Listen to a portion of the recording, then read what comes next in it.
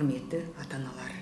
Ата-аналар бірінші баланың бірінші ұстазы атты жоба аясында психологиялық, медикалық, педагогикалық кеңестің мамандарымен кездесулерімізді жалғастырамыз. Бүгінгі тақырыбымыз отбасындағы зияттың жеңіл бұзылуы бар мектепке дейінгі жастағы балалардың түзету, дамыту жұмыстары.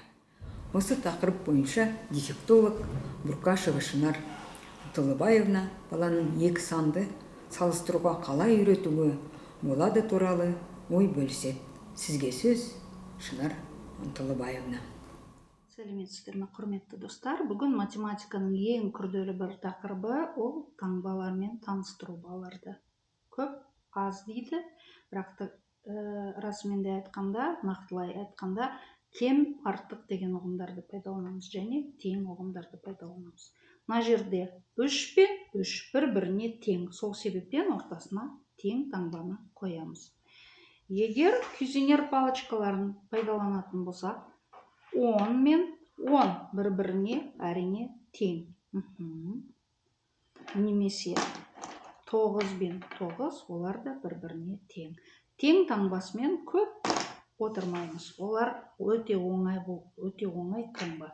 Енді 2 мен 3-ті алып көрейік. Өткен жолы біз осы манипуляцияны жасап үйренгенбіз. 3 пен 2. 3 әрине үлкен сан, артық сан. Сол себептен машинаны үлкен санның жанына ғана қоямыз.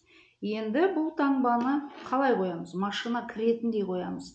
Мына гараждың іші ашық, есігі тек үлкен санға қарай ашық тұрады. Сол себептен кіреміз. Енді айтамыз сөзбен. 3 2-ден артық.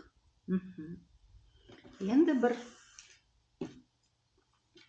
таңбаларды басқасын алып көрейік. 4 пен 3. 3 санымыз көк түсті, 4 санымыз қызыл түсті. Қай сан үлкен екен? Бір-біріне жақындатып салыстырамыз. Әрине 4 саны үлкен. Сол себептен машинаны 4 деген жаққа қоямыз. Енді гаражды орналастырамыз. Машина кіретіндегі бұлай қоямыз. Машинаны кіргіздік. Енді айтамыз сөзбен. 3 4-тен кем. Бәрі түсінікті. Бәрі өте тиімді болады. Және де бұлай жасауға болады. Егер біз мына таңбаны қойсақ, осы таңбаны қойдық па, бұл кем деп тұр. Бұлай артық дейміз. Кем, артық. Артық жаққа үлкен санды қою керек болады. Мысалы 7-ні.